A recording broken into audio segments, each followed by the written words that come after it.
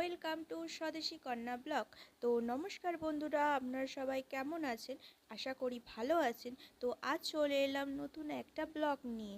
তো আজ আমাদের বাড়ির রান্না পুজো। তো কিভাবে আমাদের বাড়িতে রান্না পুজো করা হয় ওটাই আপনাদেরকে দেখাবো। তো চলুন আপনারা দেখতে থাকুন। রান্না পুজোর জন্য মাছ আনা হয়েছে। তো মা, পিসি, কাকিমা মাছগুলো বেছে নিচ্ছে, তারপরে যাবতীয় রান্না পুজোর কাজ করা হবে।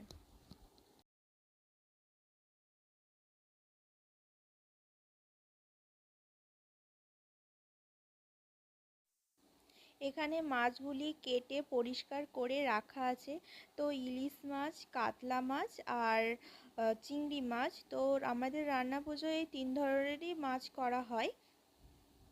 তো আজ আমাদের রান্না পুজোর দিনই আমাদের চচ্চড়ি পুজো আছে। এখানে নারকেলের ছাই আছে আর বাঁধাকপির তরকারি হবে।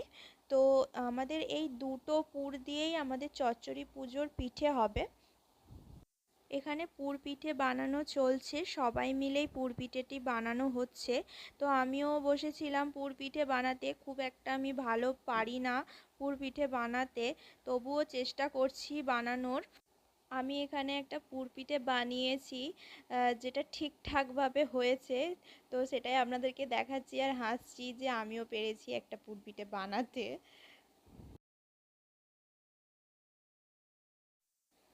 তো এখানে আমার মা মাছগুলো ভেজে নিচ্ছে, কারণ এখন থেকে না মাছ ভাজলে রাতে খারাপ হয়ে যাবে। তো ওই জন্য এখনই মাছগুলো শুধু ভেজে নিচ্ছে।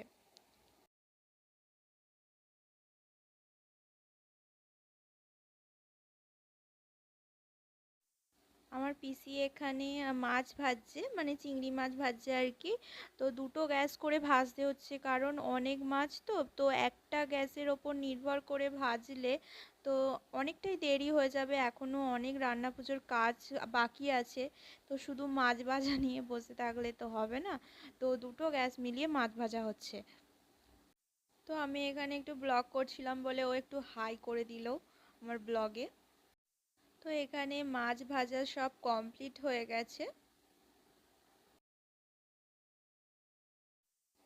তো এখানে আমার মা উনুনে পিঠে বানাচ্ছে।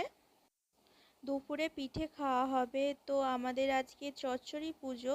তো চচ্চড়ি পুজোর দিন আমাদের বাড়িতে ভাত হয় না। তো রান্নার দিন এই চচ্চড়ি পুজোটা করা হয়। তো এটা একটা নিয়ম আছে আর কি। তো কাল আমাদের পান্না হবে। তো আমাদের এখানে খাওয়া দাওয়া হয়ে গেছে। তো এখানে সবজি কাটতে আমরা সবাই বসে পড়েছি। এখানে পিসি যাচ্ছে মনসা পুজো দিতে। তো আমাদের মনসা মাকে 7 রকমের সবজি চাল দেওয়া হয় পুজো দেওয়ার জন্য।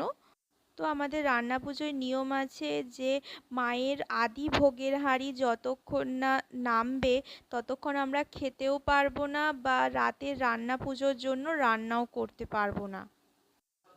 এখন মা মনসার ভোগের হাঁড়ি নেমে গেছে, তো রান্না শুরু হয়ে গেছে আমাদের।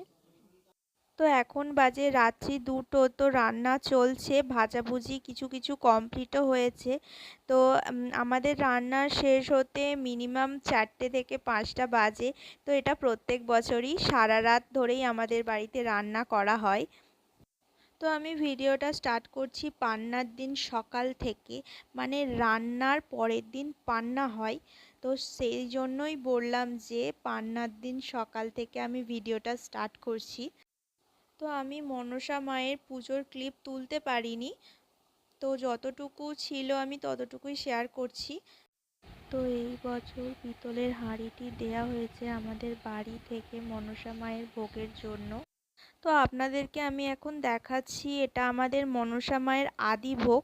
তো এই আদি ভোগ যতক্ষণ না আমাদের রান্নাতে দেয়া হবে ততক্ষণ কেউ রান্না পুজোর প্রসাদ খেতে পারবে না। তো আমাদের রান্না পুজোর কী কী প্রসাদ করা হয়েছে চলুন আপনাদেরকে দেখাই। 11 রকমের ভাজা, ভাত, ডাল, বাঁধাকপির তরকারি, পুঁই শাক, ইলিশ মাছ, কাতলা মাছ, চিংড়ি মাছ। আর এখানে একটা চিংড়ি মাছ আর ইলিশ মাছের ডিম দিয়ে একটা টক করা হয়, ওটা খুব সুন্দর খেতে হয়। আর পায়েস, মিষ্টি। তো এইগুলোই আমাদের রান্না পুজোর প্রসাদ। তো আমাদের রান্না পুজোতে মিনিমাম 21 রকমের আইটেম করতে হয়, মানে মা মনসার এটা একটা নিয়ম যে রান্না পুজোয় 21 রকমের রান্না করতেই হবে। তো তাই জন্য 21 রকমের রান্না করা হয়। আর কোনো ভিডিও ক্লিপ নেওয়া হয়ে ওঠেনি, কারণ আমাদের রান্না পুজো উপলক্ষে লোকজনের নিমন্ত্রণ থাকে, তো ওনারা চলে এসেছিলেন। আর খাওয়া দাওয়ারও কোনো ভিডিও ক্লিপ নেওয়া হয়ে ওঠেনি, তো একটু ব্যস্ত হয়ে পড়েছিলাম তার জন্য।